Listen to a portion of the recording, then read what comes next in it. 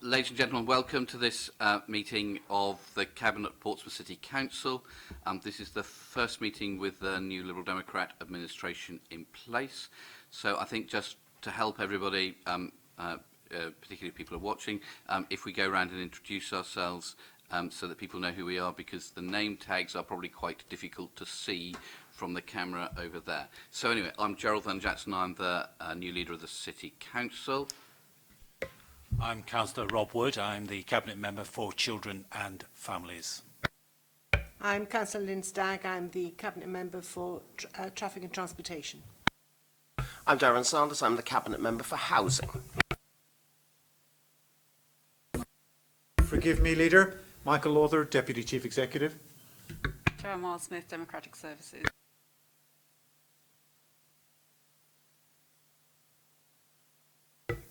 Fiona Callingham, local democracy reporter from the News. Peter Marcus, just here to watch what's going on. Judith Smythe, newly elected Labour councillor, just here to learn about my job. Ben Dowling, Cabinet Member for Planning, Regeneration and Economic Development. Dave Ashmore, Cabinet Member for Environment and Community Safety. Susie Horton, Cabinet Member for Education.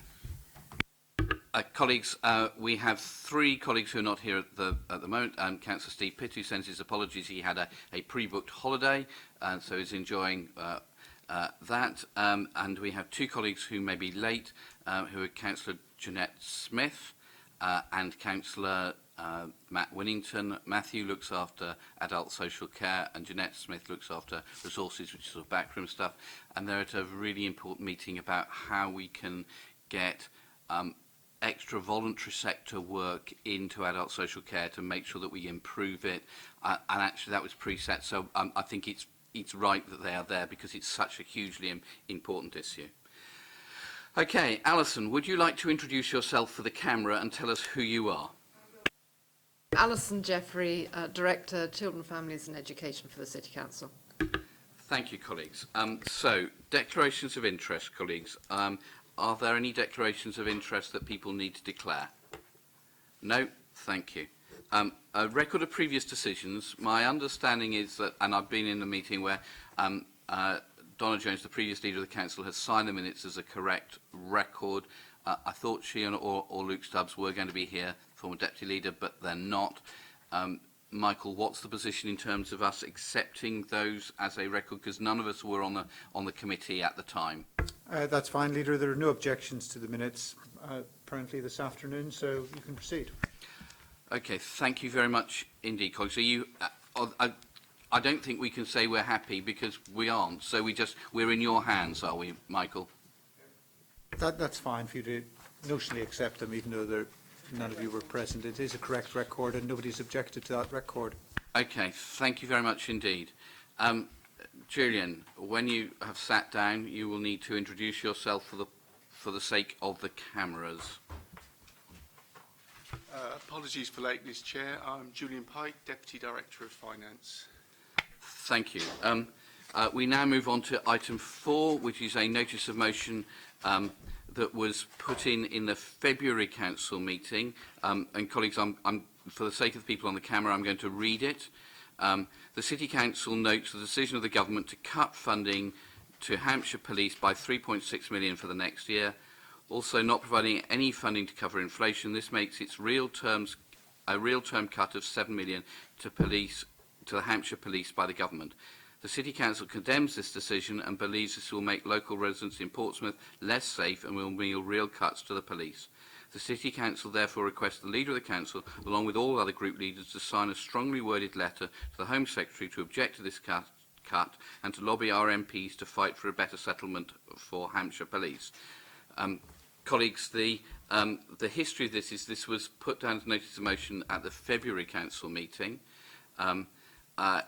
The previous administration, Conservative administration, used their votes in the council chamber to stop a debate happening, a cross-party debate happening at the council at that time, and sent it to a one-party cabinet for discussion. And I understand the reasoning for that is they did not wish criticism of the government.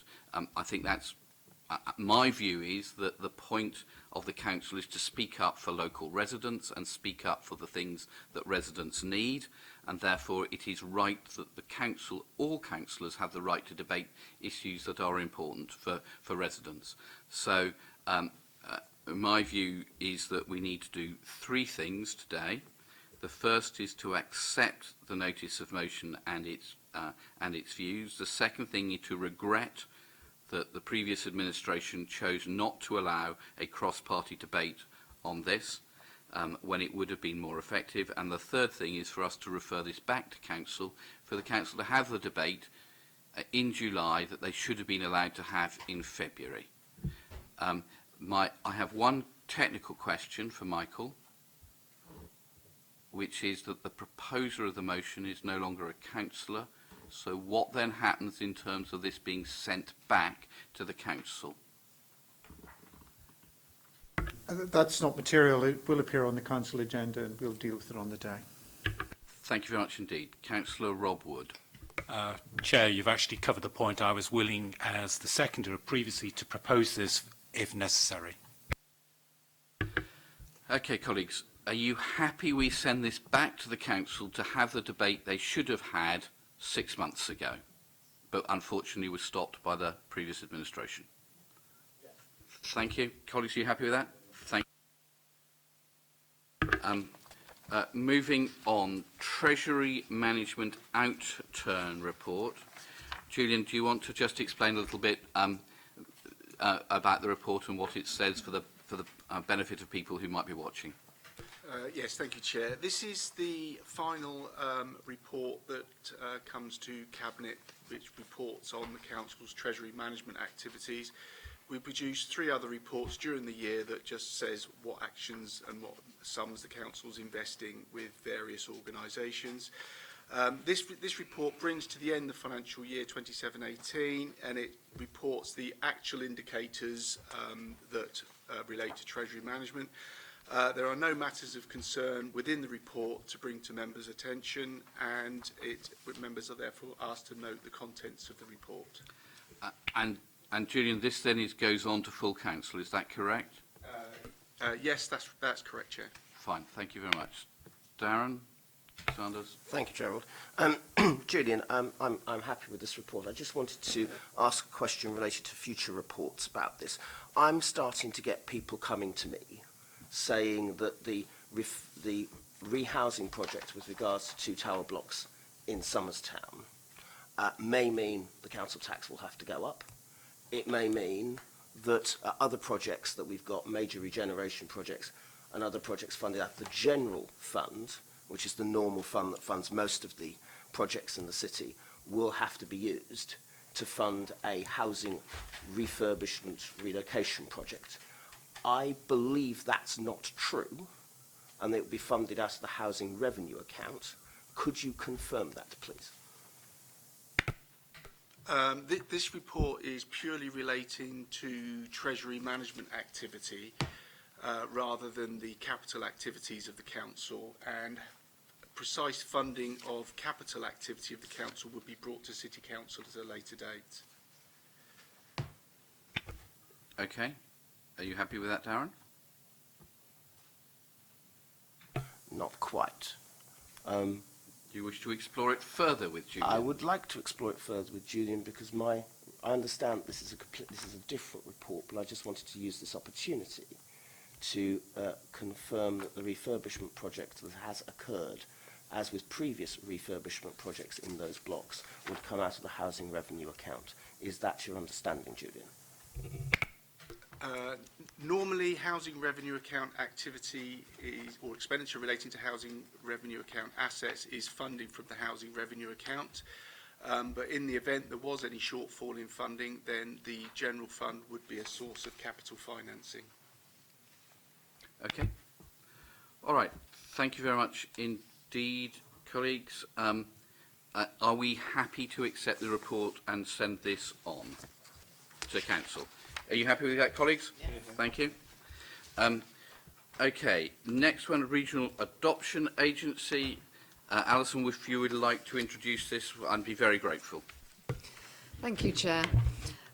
This report proposes that the Cabinet agree that Portsmouth City Council should enter into an agreement with Southampton City Council, Hampshire County Council and the Isle of Wight Council to create a regional adoption agency.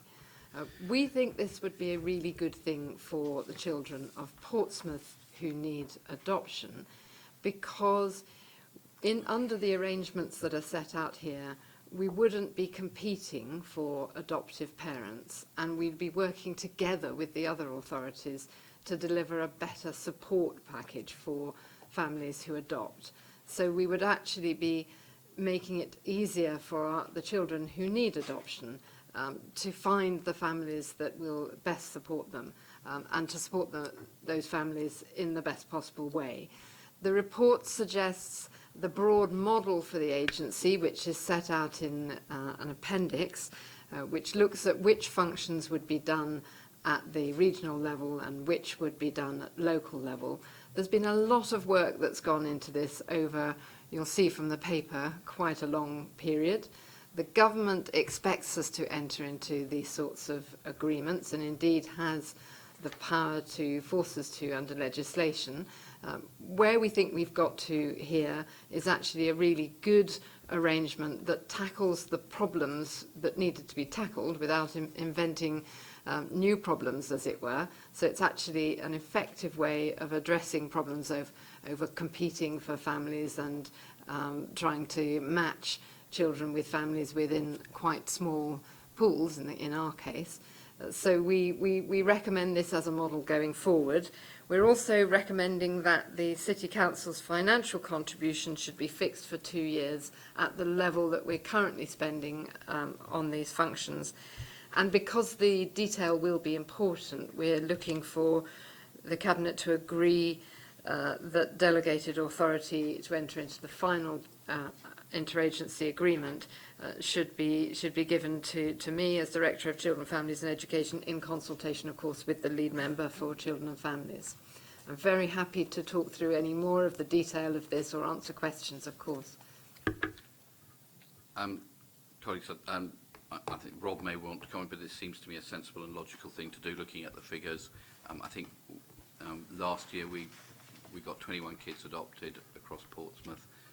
You're now looking at me worriedly. But I think the numbers we placed 30 children sorry, for adoption. Yeah. But 30 kids is less than one a week. Actually working together will drive up the number and the efficiency, I hope, so that we're able to find adoptive parents for kids for whom it is appropriate in a more sensible way, and be able to maybe offer it to more families and more children in the future. Rob. This is a very good thing. We do need to look at economies of scale, and we do need to work on the bigger picture, which is involve a wider range of authorities here to make sure we have the resilience in the system. And I think because we are seeing a rising number of children that we do need to place in a variety of areas, we should be taking action not only to address potential budget deficits, but to address costs into the future and share the problem with a wider audience. I think one of the key things I just would want Alison just to explain is the governance arrangements about that, because clearly we've picked on a figure, and into the future, if we see opportunities to improve that wider work in there, I just want to make sure that we are well placed to be able to put that input in there to improve what's already a good start. Fine. Sorry, hold on. Lynn Stagg. Well, as someone who was adopted myself, and albeit a long time ago, I'm pleased to see that it's widening the scope, because my adoptive parents took them 3 years. I mean, I realised this was sort of wartime, to actually adopt someone, and the agony that they had to go through. So I think that, you know, the swifter we get children adopted is much better.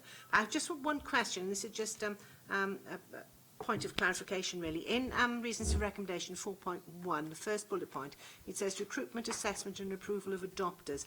Does that include the assessment of children who are up for adoption? Because I know there are cases occasionally where a child has been through such traumatic circumstances before adoption that the adoption can break down. I don't know if this has happened in Portsmouth, but I know that it does happen. So are the children assessed for that sort of, the traumas that they bring with them, you know? Yes, I can certainly reassure you that the decision as to whether or not a child should be placed for adoption takes very careful account of their needs. Then the decision about whether they should be matched with a certain family is taken very, very carefully. And then we also look to the support that we can provide the family to help them to provide the child with the best possible support. Because for a child who can't, for whatever reason, be cared for by their birth parents, adoption is potentially a fantastic opportunity. But equally, if it goes wrong, the breakdown of adoption is a devastating thing for a child.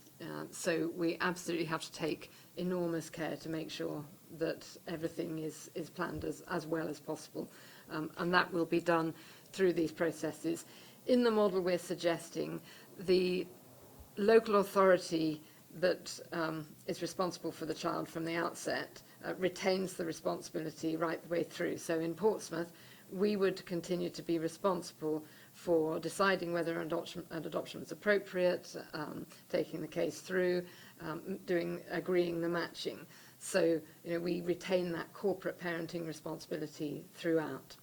Okay. And then if I can turn to the issue of governance, the proposal is that there should be a governance board overseeing the agency, which will have each of the directors of children's services on the board.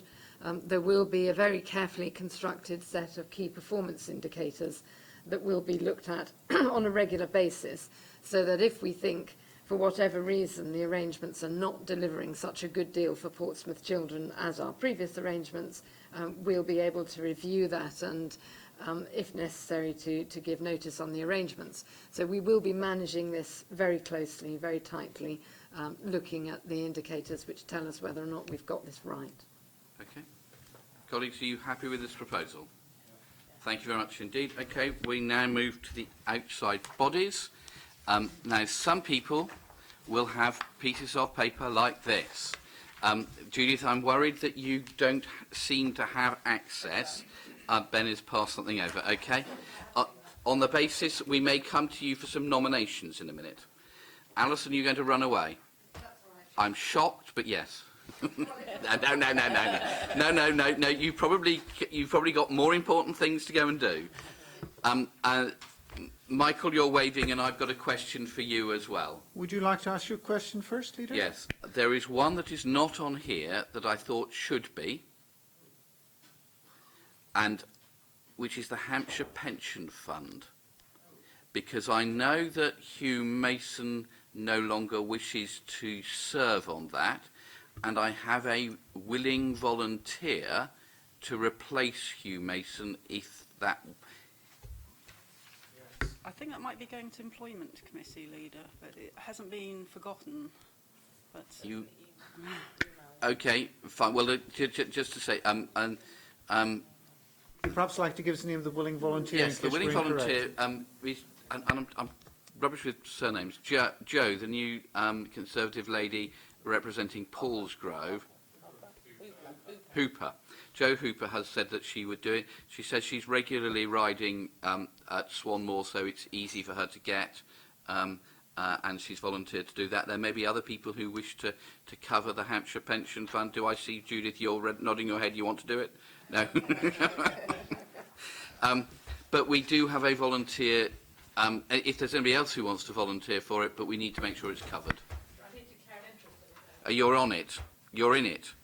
No, okay, so I get in the mists of time, I will get £2.14 and sixpence from the Hampshire Pension Fund, but I don't think that means I have a controlling interest. Judith, do you have a controlling interest of the 3.24 billion that they have invested?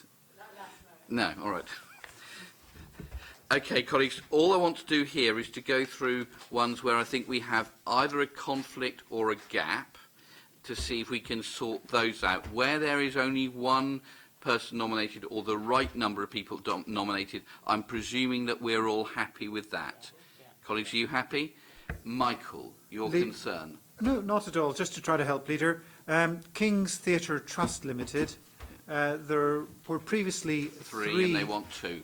Absolutely. I didn't need to tell you, Leader. That's right. So, ladies and gentlemen, on the first page, ladies and gentlemen, we have one where I don't think we have enough people standing, which is the Standing Advisory Council for Religious Education. We have 3 people nominated, which is Susie, Holton, Maria Cole and Ryan Brent. There seems to me there are 2 options here that I would like to suggest, and I'm in your hands. The first is to see if there's a Labour nominee who would like to sit on it. The second is, in the past, we've had Taki Jaffrey from the Interfaith Forum, who's been happy to serve on it. And I think there is some logic of trying to work interfaith with this. And I know, and I would therefore propose that Taki Jaffrey goes back on to continue that interfaith work. No, well, I'm sure he'll be happy to do. Colleagues, are you happy with that one? If he is. If he's happy, if not, we'll have to come back, because we'll still have a vacancy that we will need to fill. Okay, then those are the only ones on page 1 that I think we have any issue with. Joe, you will tell us where we've got problems. On page 2, I think we have a gap for somebody to be on the Duke of Edinburgh's award scheme, Hampshire Forum. And Ryan Brent has been on it before, one of our Conservative councillors. He's not volunteered to do it again, is that correct? Joe? Nod? Shake?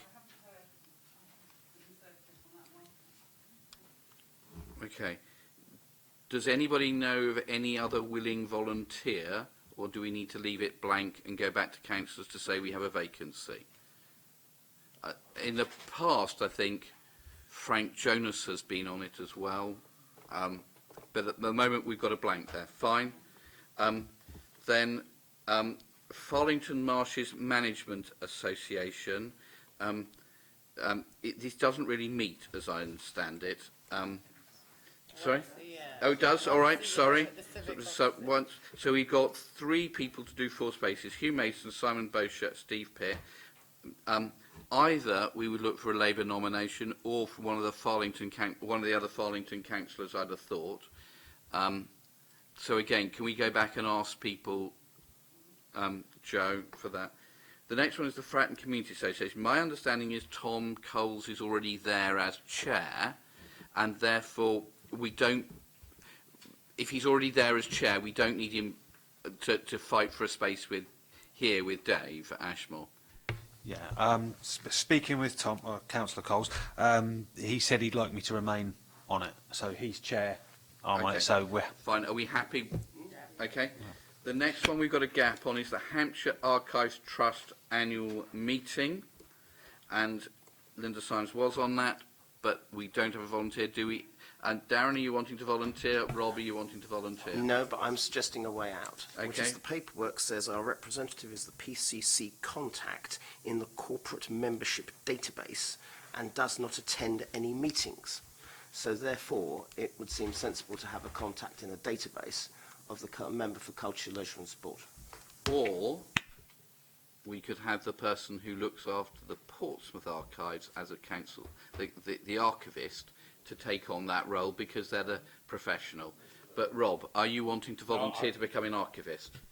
No, sorry, Chair. I was going to suggest very similar to you, which is an officer-led person. So, Michael, you're looking worried at this point. So we'll provide the name. Yep. Okay, thank you. I think it's Jane Me, but I might be completely wrong. Okay, the next one is the Hampshire Countryside Access Forum. We have 2 nominations, either Alicia Denny or Steve Pitt, and my view would be that we go with Alicia Denny.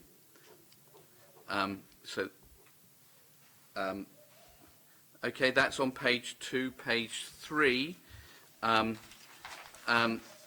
the Maritime Archaeological Trust. Here we have two nominations, which is Matthew Winnington or Alicia Denny, and I know Matthew would like to do this, so I'm suggesting that he does. Yeah. Colleagues, are you okay with that? Yes. Okay, then the next one where I think we have a conflict is the New Theatre Royal, who have won. We have two people, Will Purvis and Neil Young, and Judith will know it well. My suggestion is that Will brings with him the ability of quite good financial advice and management, which is what I think the New Theatre Royal needs in terms of an addition to their board, and I think he brings that that knowledge, and so I'd suggest that Will Purvis does that. If colleagues are happy. Next one is the Overlord Embroidery Trust Liaison Committee. It says here Frank Jonas, Steve Pitt and Labour. Judith, have you an idea who is doing either culture or leisure or South Sea? Stephen does culture and leisure, and I do South Sea, so I'll put my name forward. Excellent. My understanding is this is one meeting a year. So it is not onerous, and I think they provide you lunch during the meeting. But it is silly to overload Stephen because he has a very busy diary. Okay, that's page 3, colleagues. Page 3 at the bottom, sorry, beg your pardon. Oh, it's next, top of page 4. Royal Naval Museum, we have Ben Swan or Rob Wood. I think it's very close to Rob's ward, and he sees them coming in and out all the time. I'm suggesting we go with Rob Wood, who is the existing person. Stacey, Stamford and Tipner Community Centre Association, we have both Leo and Jason Fazakli, so I'd suggest that Leo does that because he has slightly more time, if that is all right. The Portchester Crematorium Joint Committee, I'm happy to withdraw my nomination, but it has to be Cabinet members. So Dave Ashmore and Jeanette are the two appropriate Cabinet members, so I'm suggesting them. The Safer Portsmouth Partnership, my view is that this should be cross-party. It should not. But for the last 4 years, the previous Conservative administration removed both any opposition spokesmen from this, which I don't think is the right thing. I think it is right that it is done on a cross-party basis. So we currently have Dave Ashmore and George Fielding proposed from the Lib Dem and the Labour groups. I would suggest that we ask the Conservatives to make a nomination to make sure that this is cross-party, and we work together on this. Colleagues, are you happy with that? Yeah. Okay, I think we're on page 5, if I can remember, as these are unnumbered. The Solent Sea Rescue Organisation has no nominee, but I would suggest Lee Mason did it in the past, and I hope he would continue to do in the future. Are there any other ones where we have an issue? I don't think so. If the Portsmouth and Havant Joint Housing Group meets, I will be surprised. Do we know if it's met this century? But it really doesn't meet, so it's sensible not to put people on when we don't need it. So that's everything on page 5. Gerald. Sorry. Gerald. Sorry. There is actually one vacancy, which is the Portsmouth Disability Forum. Ah, yes. Where we have Councillor Jenny Brent from the Conservatives to put herself forward, and there's a vacancy. Okay. Is there anybody who'd like to volunteer to do it? Otherwise, I'm happy to. I just think it's important that it's important that it's covered. I think so, yes. So then, sorry, moving off that page, then we then get onto page 6. where we've got the Fratton Big Local, and I'm very keen that Dave Ashmore, as cabinet member, is able to be on it. But I'm interested. I'm very happy to support Tom Cole being there as well. If we are able to find a way of negotiating with them so that Dave is the full member, but Tom Coles is the substitute member or can deputise, and the two of them can work together, I'd be very grateful. David. I was just going to say, we did have something similar with Fratton Big Local when Councillor Julie Bird was there, where she was the official one, but I was also included in stuff. So if we can work something like that between me and Tom as the Fratton councillors, I'll be really more than happy with that. Okay, Joe, can I leave that within your capable hands to sort? The next one, Hampshire and Isle of Wight Community Foundation, Matthew Winnington has withdrawn his nomination. Rob? Just a point, Chair. Currently now I serve on that panel, and in the future there is an idea that I may become a trustee, and at that point it will come back to appoint somebody who's the official appointment of the council. Okay. Leader, there's also a vacancy on the one above it. Hampshire and Isle of Wight Local Government Association. Ah, yes, there are two vacancies. So one from the Lib Dems and one from Labour. Judith, do you know anybody who'd like to go to this? No, that's the normal response. It meets just 4 times a year, does it? Yes. Could you go and have a think, or would you like to do it? Okay. Does anybody from the Lib Dems want to go? I know that Donna, as former leader of the council, was on it and then decided not to attend. No. Okay. So we'll need to leave a vacancy to see if there's a Lib Dem member who'd like to do it. Then the Portsmouth Naval Base Property Trust. I had a conversation with Leo Madden last night, and he has withdrawn his nomination. We have to be careful on this because we need to make sure that people have got skills that would be supportive of it. Steve Pitt, both as the cabinet member for culture and leisure, but also as a professional events organiser, seems to fit the bill. And Terry Hall, who used to be on it, has said that she will be on it again, and they're okay about having a non-councillor. And again, she's a former cabinet member for culture and leisure, and having worked in the tax office for many years, also brings a financial background, which I think would be supportive of them. So those are the two nominees. Okay, moving over to the next one.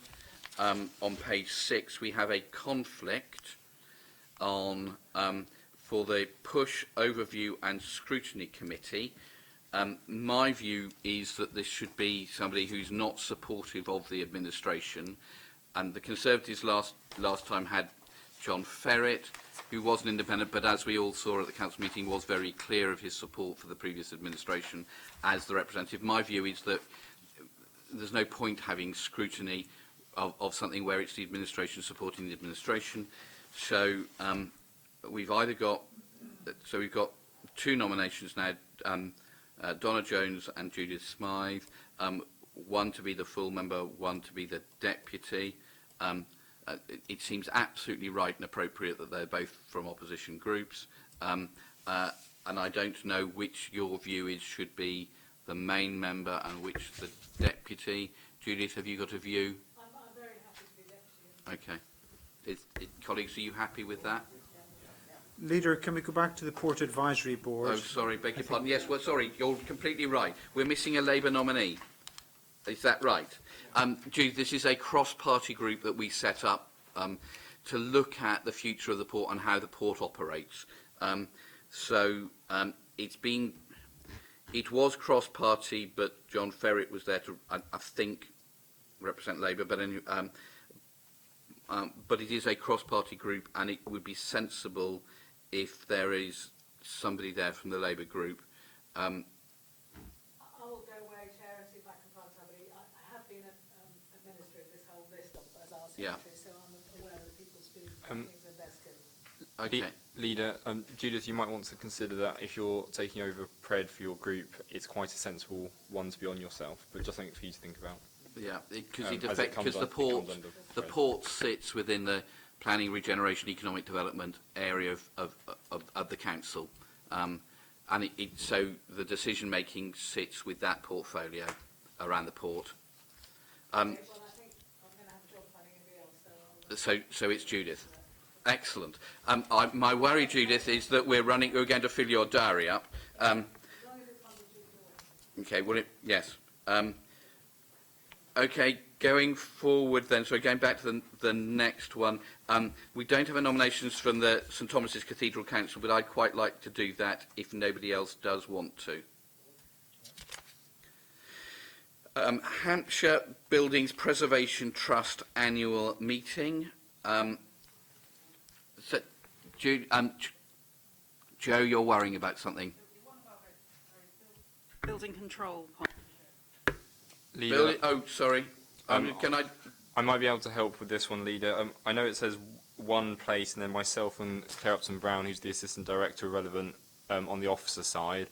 My understanding is that we have one member appointment, and that the relevant officer from each participating authority also attends. So it would be myself as the member appointment, however Claire attends them also. Joe, does that reassure you? Okay. Going back to the Hampshire Buildings Preservation Trust annual meeting. Do we have a volunteer? There was silence. Can we then go back and see if anybody else would like to do it? Where is Whitchurch? It is in Whitchurch.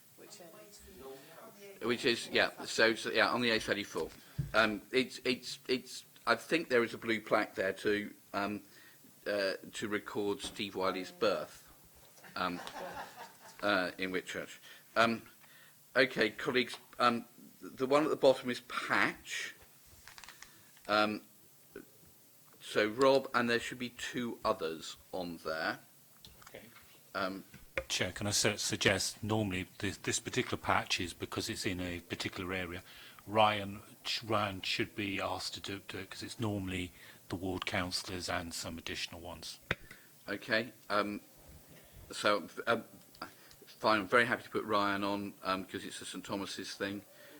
Do we leave the last one vacant for the minute and come back if there's a volunteer? Chair, I think because Tom is on there already, the assumption is, certainly from last year, was effectively there was us two plus Tom.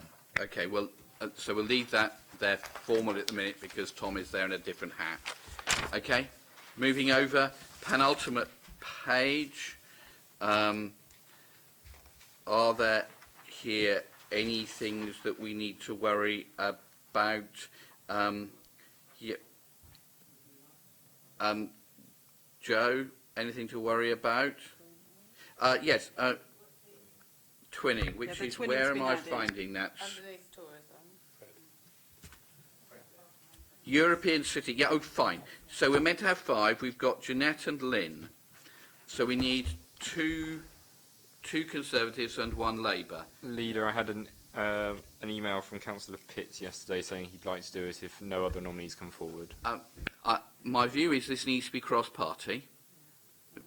Twinning should not be a party political issue. And therefore, I don't think we should. No, I completely agree, Leader, but I just wanted to share that information. Fine. Can I say at the minute? It's including Leader. Oh yeah. So I'm sorry. I'm going to leave Jeanette to run this because this is part of the resources area, and I don't want to tread on toes. Judith. For information, I think Councillor Chowdhury was on this and wanted to restand. Okay. So put Yahya Chowdhury in from Labour. Can we leave the remaining 2 spaces and ask the Conservatives if they would like to make nominations, and from our 2 independent councillors as well, to see if either of them would like to be involved with this. Councillor Rob Wood. Chair, just trying to understand who it says should be there. It says 5, including the Leader and the Lord Mayor, plus 2. Oh. So I don't know if the 5 includes 2. So I don't. I think Jeanette should be there instead of me. Yeah. so it shouldn't be me. And so if the Lord Mayor is one of the Conservatives, so I think we're therefore only looking for one more from the Conservatives. Okay. The one below, the Haifa Portsmouth Friendship, again is 5. We've got Hugh Mason, Frank Jonas, Lee Mason. Have we got any others who would like to join that? No. Okay, let's re-advertise. So we then got South East Employers. We've got Jim Fleming and Stephen Morgan, and we're looking for deputies. Does anybody want, because this is 2 and 2 deputies, does anybody want to volunteer to be a deputy? No? Okay, let's go back to them. Then I think, no, Transport Liaison Group. So Cabinet Member plus Group Spokesman. So there should be, so that's what we've got. Do we leave it at that, Joe? 'Cause the Yes. relevant people are there. I think it was 4 when there were 4 groups, so Fine. it's fine. Lovely. Okay. Colleagues, are you happy with that? Thank you very much indeed. So, colleagues, are you happy with all of those appointments? Yes. Thank you very much. Final issue, and there's no report on for this, is to establish a members' working group. So, if I read, colleagues, that what's on the paper and is South Sea Defences Project, members of the Cabinet are asked to 1. Agree to establishment of a 5-member councillor working group comprising 2 Conservatives, 2 Lib Dems, 1 Labour councillor for the purpose of advising the Cabinet Member for Environment and Community Safety on the South Sea Defence Project. 2, to note, is also proposed to hold all councillor briefing presentations on the project prior to consultation. Details to be notified to councillors separately, and I think that has been scheduled for the 2nd of July, I think. So that is that. The reason this is here is I think that the sea defences are going to be in South Sea for the next 100 years. It is better if we're able to work together on this, and therefore I'd like to bring people together to advise Dave Ashmore as the Cabinet Member. The Lib Dem nominations, as I understand, are Councillor Hugh Mason, because of his professional background in geography and an expert on sea defences, Councillor Steve Pitt, because we need to make sure that we also think about the common, and he has responsibility for that in his portfolio. I understand, Judith, you are doing this on behalf of the Labour Party as South Sea Councillor, for which my thanks. I don't think we have formal nominations in from the Conservatives, but we will await for that to happen, and we have a date for the first meeting of that group has been set, but I can't remember when. But we will let people know when we do. Colleagues, are you happy to establish that group so that we get people to work together cross-party? Yes. Thank you very much indeed. We then got date of the next meeting, which, Joe, is when? Friday the 6th of July at 4 o'clock. Okay, I'm fine. I'm told there will be work for some but not others, so thank you. Can I add one more thing as an agenda item, Joe? I think it's right and proper.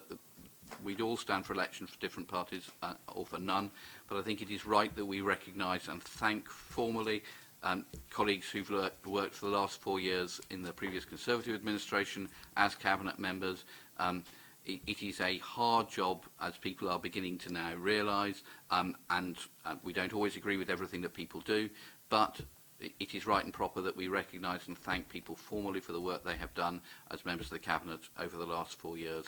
And I hope that when things change again, as things inevitably do, that the same courtesy will be extended. So, colleagues, I think that draws us to the end of the meeting. Thank you very much indeed for your time, and that meeting is now, the meeting of the Cabinet is now closed.